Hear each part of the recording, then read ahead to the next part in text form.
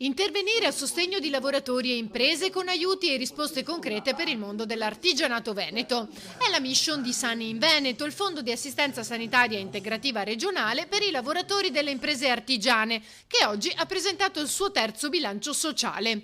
232.000 prestazioni erogate, 12 milioni di euro liquidati nel 2021. Con le tutele che abbiamo messo in campo attraverso appunto la raccolta dei fondi che viene fatta attraverso le imprese che versano il loro contributo per ogni dipendente, ricordo che è totalmente gratuita per i collaboratori, riusciamo proprio a coprire tutte quelle che sono le esigenze sanitarie che i lavoratori, ma anche i datori di lavoro e anche i familiari dei datori di lavoro e dei nostri collaboratori hanno in essere. È un fondo territoriale che abbiamo costruito come parti sociali e questa operazione qui è un'operazione che dà prestazioni a molte persone che possono avere dei rimborsi per quanto riguarda tutta una serie di attività.